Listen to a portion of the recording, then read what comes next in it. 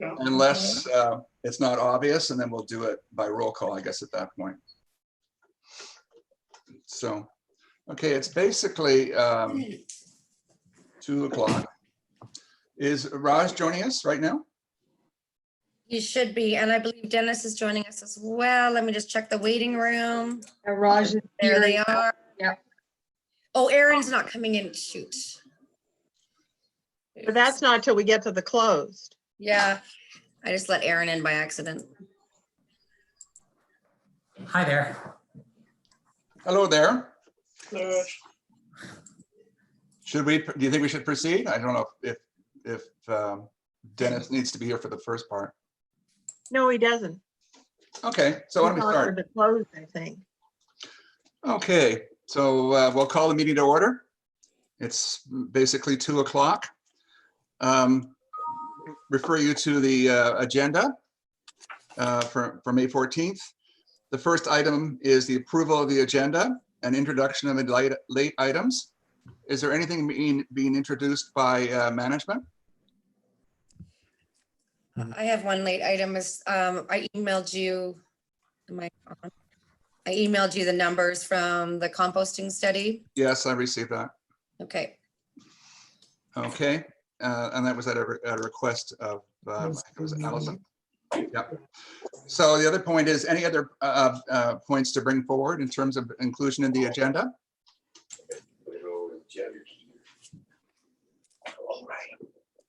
I'm hearing something in the background, but anyway, hearing none, I would ask for a motion that the committee approve the agenda and late items for this meeting. If you can just raise your hands, please. Committee members. Where'd Allison go? I'm right here.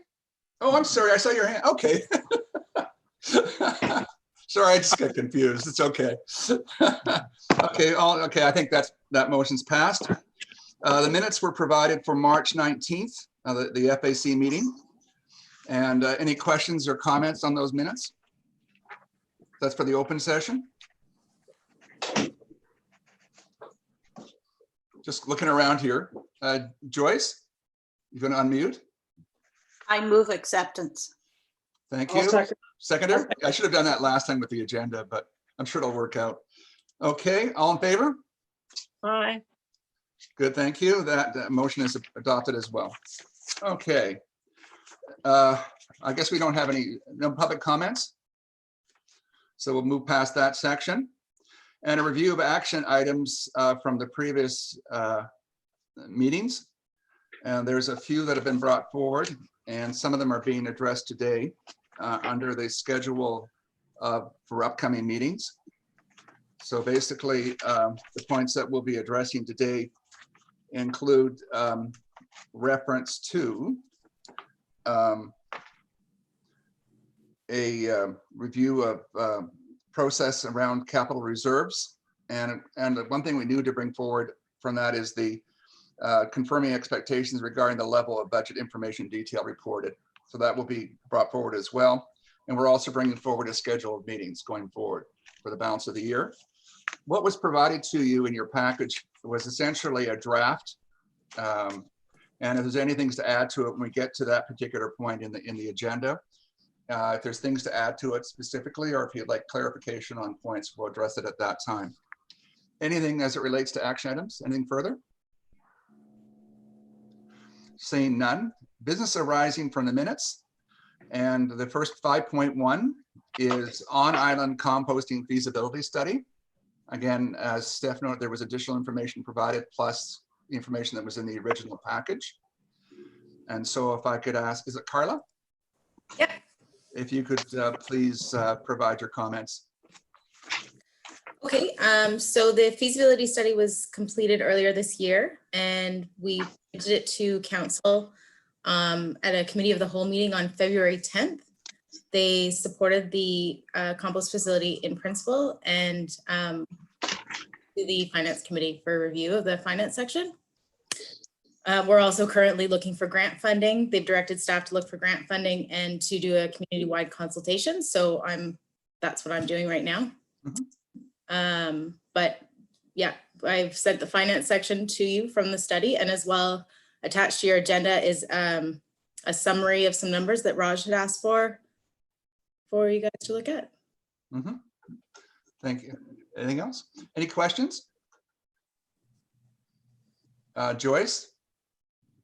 It's a comment about having been involved in this pretty well from the beginning from a community standpoint. One of the issues that's always been a factor in people wanting to have on island composting has been a reduction in carbon emissions as a result of green waste not being taken off the island.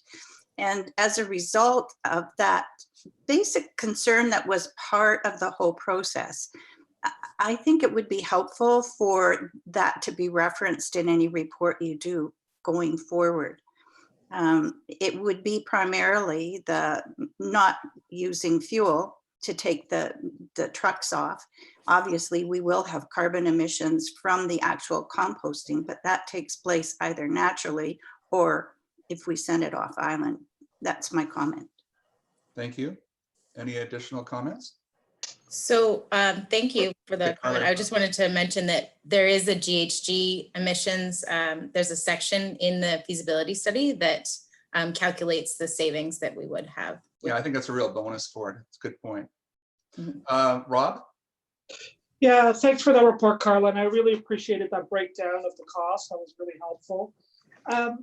End of story. It looks like, and correct me if I'm wrong, that if we do this on island versus the way we're doing it now, shipping it away, anything over 540 whatever tons, I think, so 700 and 900, we're going to be saving money moving to this system. Is that correct? That's, yeah.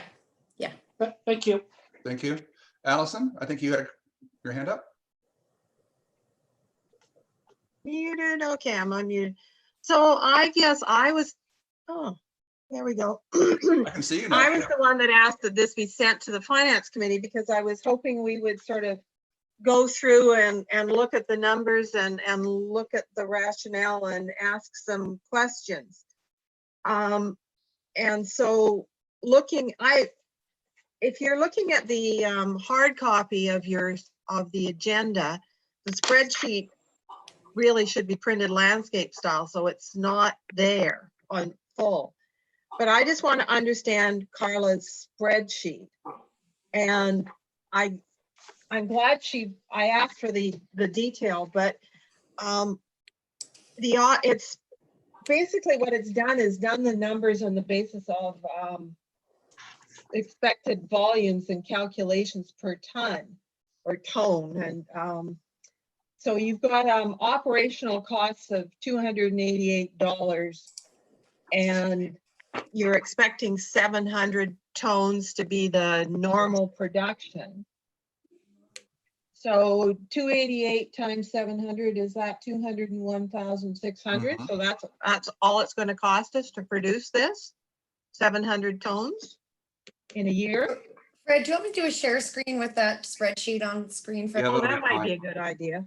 Okay, Yeah, is it the second one or the first one? Please. Is it the second one or the first one that you're looking at? I think Right, Allison's looking at the Detailed spreadsheet one? that I sent that's on the The one that agenda. Carla sent in the package. Okay. Yeah. Yeah, just Okay, on the one so page, it, page 8, right? yeah, but then you've got to go and look at the payback numbers, and I guess,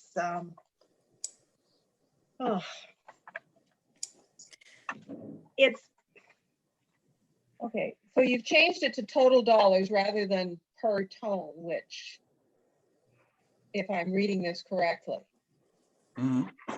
which the first cost, I guess it was, we had a per tone number in there.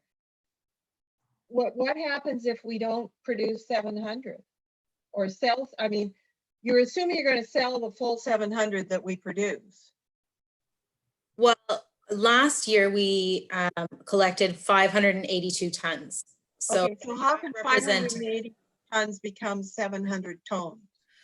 that becomes 700 tons because of landscapers on island, because of the tree guy, A lot of people are looking for a place to put their green waste. A lot of people burn it instead of putting it in the green waste. We hope to start a green waste drop off. I actually think it's probably going to be more than that. This is a pretty, you know, this is probably what we're going to do right away, but I think it will increase as we go on. I think that people are throwing it in, a lot of green waste in their backyard because they don't really have another option. There's also soiled cardboard is part of it as well. So that's something that we already receive at the recycle depot that we can use in the compost facility. Okay, now looking at the transportation fees, the 200 is what we're going to save per trip. Steph, stop hopping around. Leave the spreadsheet on. I guess is that $200 per ton? Yet it doesn't matter when you're taking it off island in the bin. It's a flat fee. It's the driver's wages and the fuel and the there might be a slight difference in fuel depending on how heavily the truck's loaded, but it's per trip. It's not per ton. So and what's the 582 is what we're dumping right now, right? Yeah, I guess the question is it, well, it looks like it might be per ton, but the 582 is the current volume of waste that's moved off island. So the municipality would know what, or would know what the cost of that is. So. Yeah, so I guess that's my question to Raj. Is that just an estimated number of hours for the driver's wages? And, you know, where did that 200, the number come from? So the saving of the, I didn't provide the 200, I provided the total dollar amount that we expended on transportation costs last year. So is that $116,000? Dollar amount, and that was actually, I was gonna have that was a question for Carla as well. When you're looking at the per unit costs here, I think it's a backwards calculation here. So they're not a per ton cost. Like going back to the earlier question you had, Allison, when you're taking a look at your operational costs, $201,000 up to 700 tons. So would those operational costs still be 201,000 if we processed 500 tons, for example? And probably. Then that per ton tone number would be much higher. So I'm not certain, looking at these numbers, whether they are true per unit costs on the left-hand side. Something. And I think we've got a different spreadsheet from what I first saw. I don't know, I'm looking at my hard copy and this is what I've got. Well, I looked at the very first draft agenda that came out and I thought there was sheets in it based on, you know, 500 and 700. Because I guess what I'm getting at is we're going to pay a guy for the backhoe and everything else. And for the operator, whether we produce 700, 200 or 500. Yeah, so there's a fixed cost component there, right? Yeah, so we don't have the fixed and doing the payback calculation in there, I would just like to look at the costs and then what, rather than payback, is it, it's going to take 25 years to get the money back or something if the payback is calculated. I'm not sure. I guess I don't want to see payback in operational costs. I would like to see what the operational costs are, what the debt servicing is going to be, and, you know, and then assume we sold none of it. And I guess I'm also having trouble relating the sale number because I did a little inquiries, and like Bricks and Blocks in North Van, they sell it, the price is all by, you know, and Cam delivers, it's by the cubic yard. So 1 ton of compost is roughly equal to 1 cubic yard. Is that 1 ton of wet Green waste compost is, or 1 ton of dryish compost? Because is it going to be sitting, and there doesn't seem to be any storage and delivery costs in here for that. well, the delivery costs would be passed on to the consumer. So So you're up to assuming a Louise. backhoe is going to load the back of somebody's pickup truck at the site. Well, I was assuming that No. Louise would deliver bins, but that we probably would have some sort of, I mean, like, it would be up to Louise the way that she wanted to sell it. I think that would be the first option, would be for her to sell it. So, you know, whether that's with a twice yearly sale, which is the likeliest scenario, or Where, to do where are we going to it store it? away. What's that? Where are we going to store the finished product? So if there is a surplus, like, that can't fit at Bird, we can potentially use space at the Salal Works Yard to store it in bins there. The logical thing, I mean, we're going to have to process this all year, but people don't buy a lot of compost in the wintertime. Mhm. And I guess, and how much can you actually store at the Bird site versus having to find something else, some other location? I mean, is it 2 Well- days production or? So as I understand it, the question is, how much does the Bird location have sufficient area, room to store the bulk product? I'll just want to make one comment. I used to live in a community up north that had a very large composting operation. And you'd be amazed of the volumes that go through that. Yeah. Once people get wind of it. And people up there used to bring their pickup trucks in and load it themselves. And I'm just, I guess I question, if we're comfortable with the expected volumes, that to me is an important point. But from what I read overall, the site as proposed is supposed to be sufficient to operate this facility. And I guess that's the question. Carla, is it? Well, Is the that site is- sufficient in size, knowing that there could be substantial storage requirements at certain times of the year? not per the report. I read some, okay, well, anyway, I guess that's, So not on its own. So if we think that there's enough space there definitely to do all of the curing. So the compost will come in, it'll go through the system and then need to be cured. And there's room for all of that, and there's room for some storage. There could be a surplus at certain times of the year. And in that case, we could bring it to the Salal Works Yard. Is kind of the contingency plan for that. So where are the costs for prepping the Salal Works Yard and for trucking the excess up there? I guess we have not accounted for that. Can I make a recommendation with respect to the schedule? I think we need to do some further work on details in laying out what the operational costs are, and that was kind of my intention. I'm sorry I didn't have a lot of time to spend with Carla because I've been working on the budget and the financial statements in terms of working on this schedule. So I think we need to come back to the finance committee with a what if analysis with different volumes and a detailed listing of the operational costs and grants highlighted on here as well.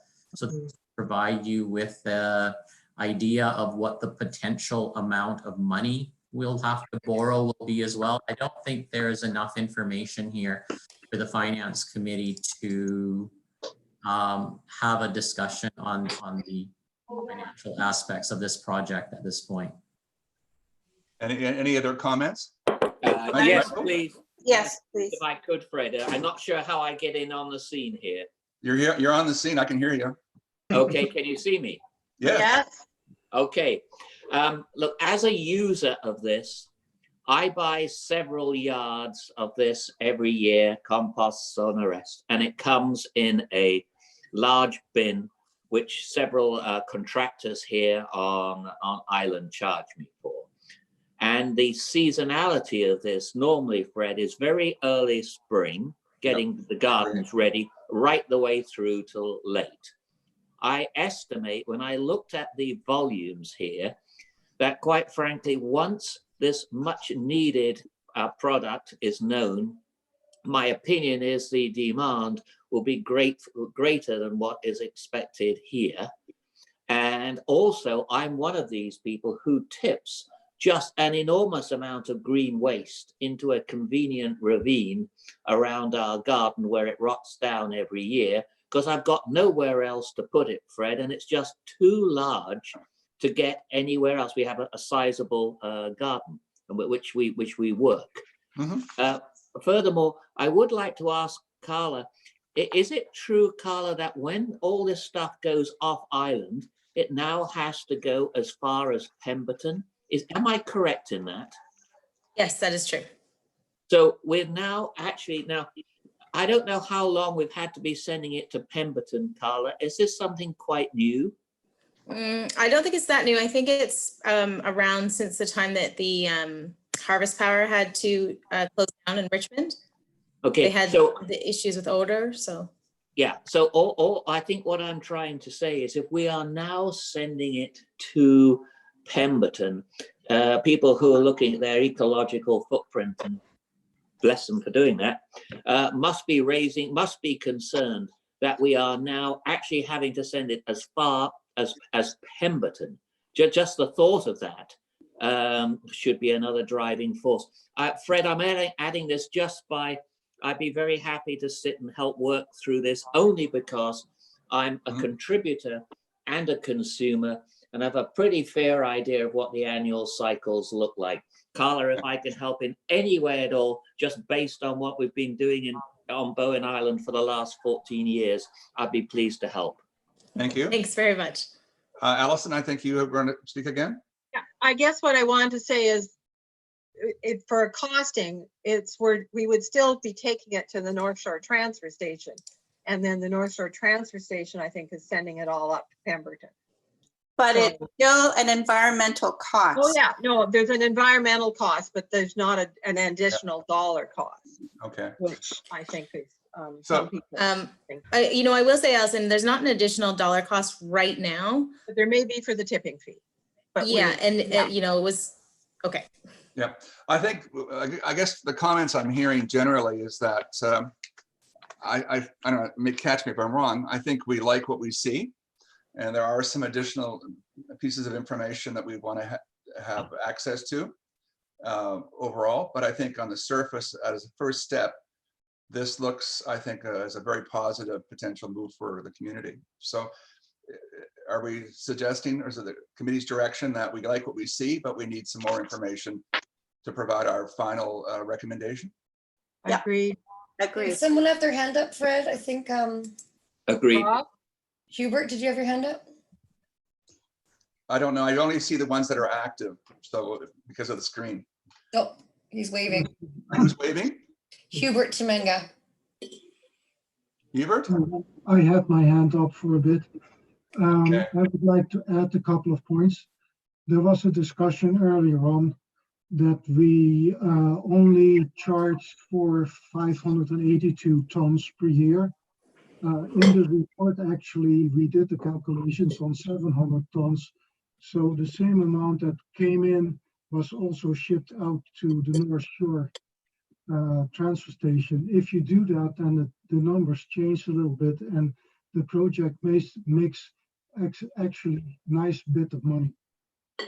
Okay. So, because I don't think it is fair to say, okay, we're going to make 700 tons of compost, but we base our shipped out savings on 582 tons. And especially if we go with if we end up with a little bit of a larger situation where we do 900 tons, then the numbers change quite a bit. Okay. Thank you. Would that make sense? I think it does. Any other questions or comments at the present time? Fred, Yes? quick question for either Carla or Raj. Just a relationship with Louise. How is that going to work with the compost? Is she going to operate it and we pay her a fee, or how does that look? Well, I picture it that we purchase the equipment, so the same as the recycle depot functions now. So all of the stationary equipment belongs to the municipality. She runs it, and then all of the all of the moving equipment like trucks and such belong to her. So obviously that would have to be negotiated with her. That's another piece of this. Okay. And that hasn't been included in the operational costs right now. A management fee for running it. Correct? Question, is that a question for Carla? Yeah. Yeah, I guess it hasn't. Yeah.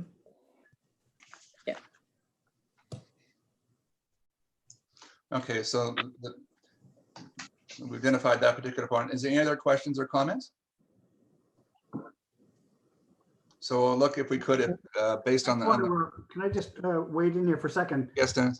I'm not commenting about the proposal as such, but just to make, just sort of goes back to sort of one of the opening comments about how are we going to fund this. It just so happens that this COVID pandemic has really opened the pockets of the federal and provincial governments in terms of the grant funding that's available for capital projects of a wide range of things. And there's something called, I think it's called a green stream that, especially for our rural community, I think that if there's a desire and a willingness for this project to go ahead, it may come at a very good time in terms of availability of funding from infrastructure funding from the federal provincial government. So I just wanted to make that note. Many of you may be aware of it. I just read something as recent as this morning, as this morning, that seemed to be right on point with our needs. So if there's a collective will for this project to proceed, I think that an application for funding would be in order, and the opportunity is really good right now.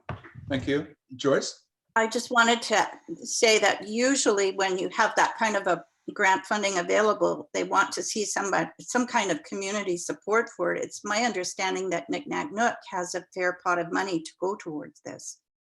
So Knick-Knack Nook has already, I believe, from memory, said that they're prepared to put $100,000 forward initially, and with the possibility of more to come in the future. Yeah. Okay, that's good. Excellent. Carla?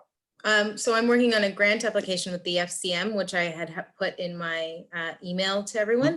And so it's a part grant application, part low interest loan. And I have got an email from them that said that the loan will actually be, because of COVID, they've lowered the rates. So essentially it's a 0% interest loan. Good, thank you. And also, if I just make one last comment is, yes, Carla, I think that you and Raj need to take a look at the very latest programs that have just come out and see if there's, that we're not talking loan, we're talking about like a grant, like substantial grant funding being available. So I'm not sure that you've had a chance to even become aware of all this. So I just suggest that you and Raj sit down and walk through some of the material that just came in and see if there's a fit there. okay. Thank Thanks. you. Thanks a lot. Thank you. So any other questions before we move on? I think I said to recap, I think we view it as being a positive project to proceed on, subject to confirmations. And I think, as I understand it, the committee is generally supportive at this point based on the information provided. Yeah. Fair enough? Yeah. Okay, great. Thank you very much. Okay, thank you. Appreciate it. Thanks Hubert as well for coming. Thank you. Okay, our next point is 5.2. Hubert and Carla realize that they don't need to stay for the rest of the meeting? We're done with. Bye, Carla. Unless you really are having so much Oh, fun. Hubert's gone. These meetings are See you later. super fun. You should stay. Yeah. Anyway, thank you. Thank you, Okay. Carla. Thanks. Anyway, we'll move on now to point 5.2, which is COVID-19 operations impact. Raj, please. Thank you, Fred. So I've got a verbal report and I've broken it up into a few sections. So I'm going to be a few minutes. Essentially I'm going to start with the budget 2020 impacts that COVID has had with respect to decisions that were made. From the budget that you last saw that was proposed to council, which had a 7.6% proposed tax rate increase, council and staff had effectively reduced that increase from 7.6 down to 4.7. And that was achieved by removing the CPI index-based increase for council and staff for 2020 from the budget. Also, the provision for strategic initiatives, which was introduced this year, was removed, and 1 FTE was removed from the budget. It was no existing staff were impacted by that removal, as it was vacant positions that were removed. It was a part-time position in finance, so Aoife and I will feel the pain of that in upcoming months when we can't fill it. And a planning position that hadn't quite been filled yet. So early projections right now anticipate non-taxation revenue loss at the municipality in the recreation programs area and in building permits. We anticipate that there'll be some related expenditure reductions to offset that revenue loss. And as we turn our attention from completing the budget and year-end financial statements and our property taxes here, we'll be doing further analysis and projection of the financial impacts and expenditure reductions that are required to offset those revenue. Turning over to operations, in terms of the operation COVID impacts, as you all know, Municipal Hall has been closed to the public since March 17th. Most staff are working remotely. Managers are meeting with their staff regularly, or their respective teams, using a number of tools. They're checking in using Microsoft Teams, Zoom, FaceTime, all kinds of electronic media. Essentially, in terms of continuity of services in light of the physical closure of Municipal Hall, on the accounts payable side, we've transitioned over largely to direct deposit for processing accounts payable. And in terms of handling receipts, we are essentially expanded the use of My Account, which is the online payment portal on BIM. That portal can be used for paying utilities payments, business licenses, and taxes.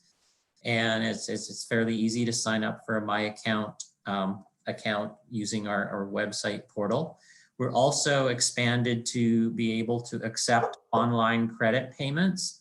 And but given the third-party charges that apply, those third-party charges are to the payee at source. Essentially, if we were to, just to give you some context, if we were to accept online credit card payments and approximately half of the taxpayers we did a quick calculation, and approximately half of the taxpayers chose to use their credit card to pay taxes, that would imply an additional $80,000 cost to the municipality. We simply can't absorb that cost.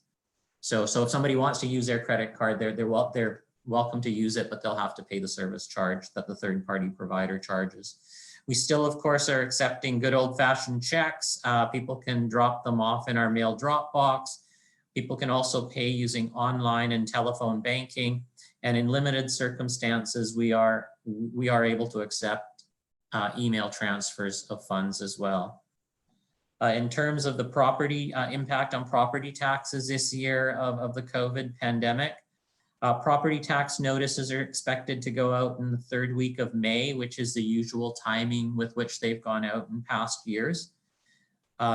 We have for this year revised the penalty amounts for Class 1 residential and Class 9 farm properties.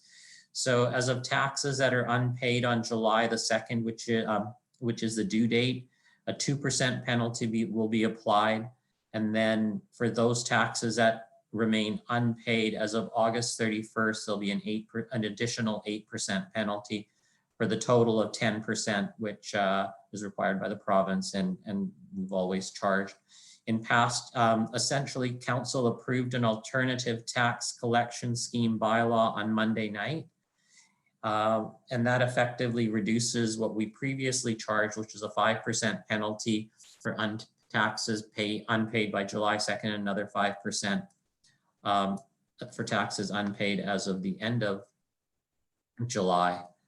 So what that does is it largely defers the penalty to September the 1st now and gives people an extra 30 days in comparison to the previous year before the second penalty is applied. So if people are having trouble with making their payment, it gives them a little bit more time to get their affairs in order with a lesser penalty being applied.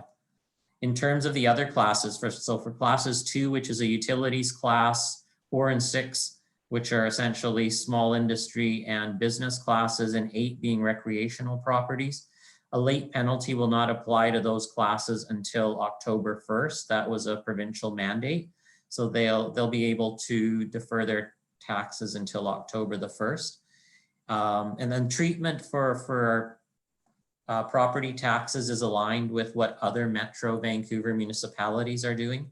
Our treatment mirrors what West Vancouver is doing.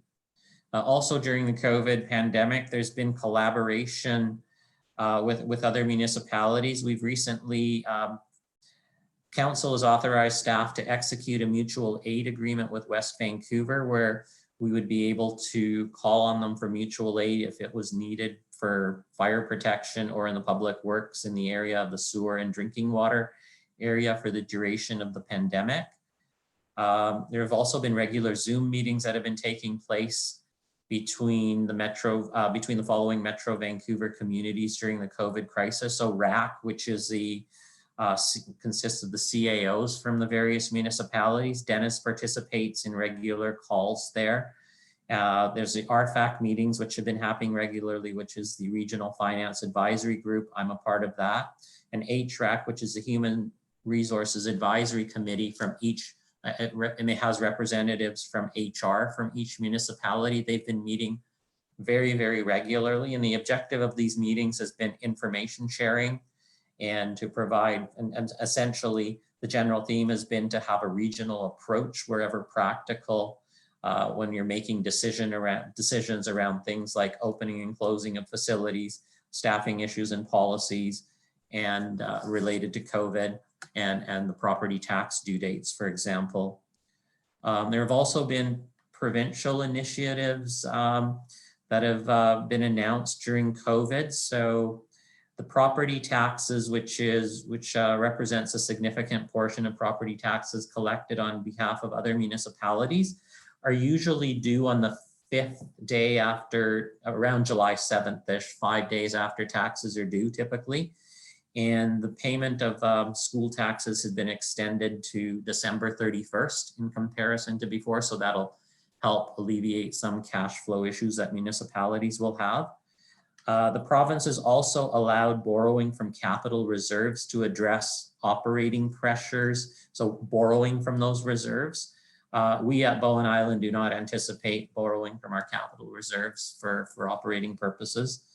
And provincial governments also provided relief to business and industrial classes by reducing the school tax rate that applies to these classes. And as I talked about earlier, by extending the penalty due date to October 1st for those classes. Metro Vancouver has also, on behalf of its 23 member municipalities, recently requested the provincial government to provide further financial assistance to address the anticipated revenue loss that municipalities will be experiencing during COVID-19. Revenue loss will be significant in other municipalities, much more significant in other municipalities in comparison to Bowen, simply because they operate things like community centers, recreation centers, skating arenas, et cetera, which have large revenue draws to those municipalities to cover the operating costs. I'm happy to answer any questions you may have, but I just wanted to share an update with the committee in terms of the goings on during COVID. Thank you. Questions? I have just one comment. I'm glad to hear Raj say that we're not going to be impacted by the financial woes of the other municipalities are complaining about, because you know, that's so much out in the press. And so we might need to maybe somehow work something into a newsletter or something, maybe with the property notices that we're not anticipating the large revenue losses.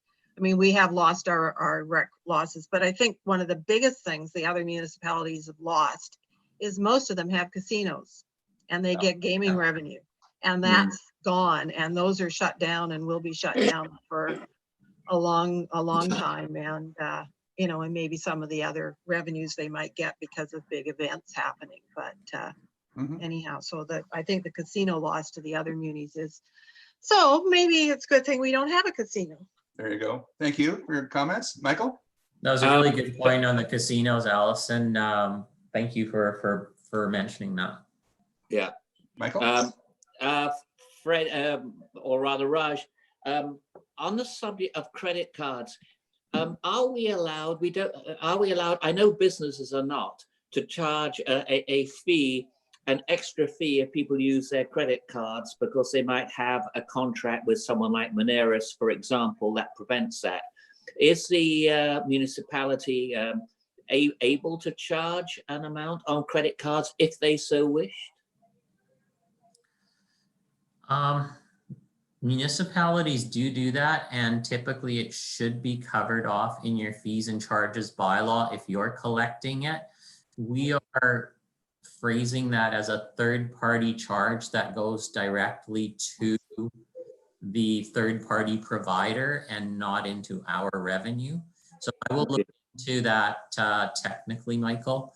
The merchant agreement. You side with that or not, because typically you have to, anything that you charge and collect from members of the public has to be identified in a fees and charges bylaw.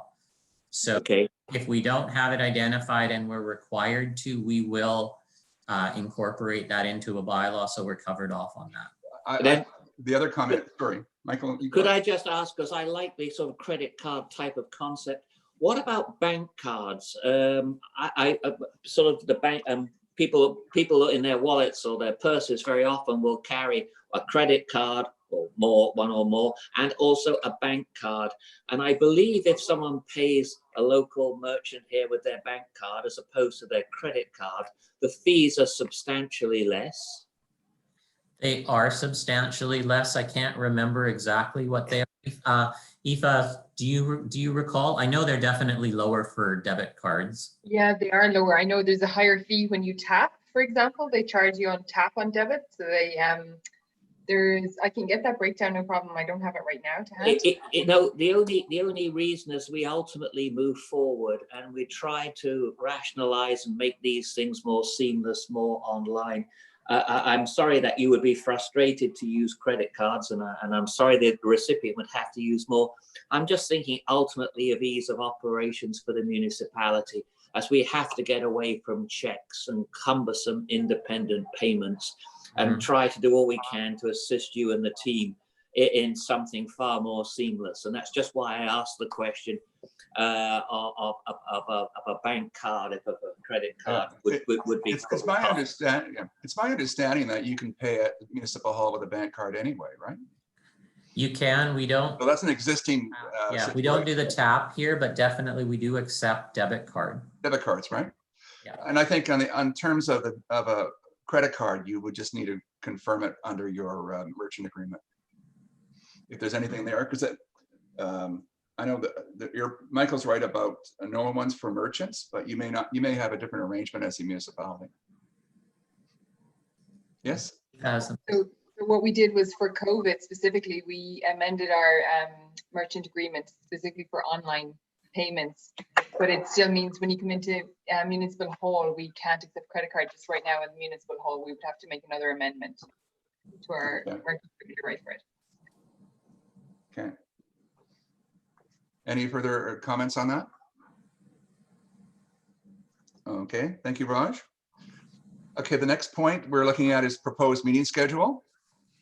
And there's 3 dates that are identified, and there's also a schedule attached to your paperwork that looks at proposed meeting dates and some specific topics that have been identified for those meetings. So we have July 30th and October 29th. And there's some specific items identified, which were taken as action items from the previous minutes, which include the review, the process, and final determination of appropriate capital reserves. And additional to the points that are identified there is a dialogue to confirm expectations levels for budget information detail. That was something that had come up previously. This is proposed as a draft at this point. Raj and I had a conversation and he worked to develop this. Is there any additional points or areas that are not included within the information here that you would like to see added to it for? And these are really, in some ways, going to become part of our calendar going forward. Yes, Joyce? Unmute, please. I was tapping my computer screen and it's not a tap. So. We haven't gotten into the closed meeting and the capital projects, but I'm pretty darn sure that there'll be things that we want to talk about on July 30th. Otherwise, this meeting's going to go on until midnight or so. Yep. So, but I guess it would be closed meeting anyway, but. Yeah, and the proposal as it relates to capital reserves is scheduled for the July 30th meeting, right. Upcoming. And so is there any other points, Michael? Fred, yes, a couple of the dates you picked, I think one was the end of July. July 30th. July 30th. And October 29th. I'm just wondering, because that's right at month end, would there be any objection to bringing it forward 1 week so it was, say, the third week in the month? It's the 30th, and those dates very often at month end. Some of us have got other meetings and stuff. That is a bit of a jam, and I respect if it's for somebody's to help someone, but if it could be brought forward a week or whatever else to help, I'd be grateful. Allison, maybe we'll get a couple comments and then we'll. Yeah, I was going to add to that. I have commitments already, which were set back in the January for both those dates, both the July 30th and the October 29th. So unless the meetings were not going to start till 3 o'clock in the afternoon. And I was just curious as to why we picked Thursdays.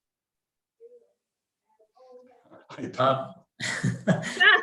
them to be a consistent day of the week, but the dates themselves were picked so that we would be able to provide the Q2, do a proper analysis and provide the Q2 results, which are, because we're providing Q2 results, which are to the end of June. Those won't all be in until probably about the 10th working day of June. So we've got to have time to get all those transactions in before we actually start analyzing them. So, I mean, there's no reason why they couldn't be, for example, in early August or early November, but to have them earlier would probably create a challenge in order to provide the operating results for the previous quarter. Maybe rather than going about on it right now, would it be easier, Steph, if we were to circulate some dates? I think subsequent, because I think if we push them forward, we're putting pressure on having information available. Mm-hmm. What I have indicated in the past, what's important to me is that the committee has sufficient time to review information that's provided from the municipality. Yeah. So I'd rather delay it than bring it forward and squeeze it and stress the meeting date. So okay, I'll send a doodle poll around those dates. Yeah, maybe on the dates following those dates.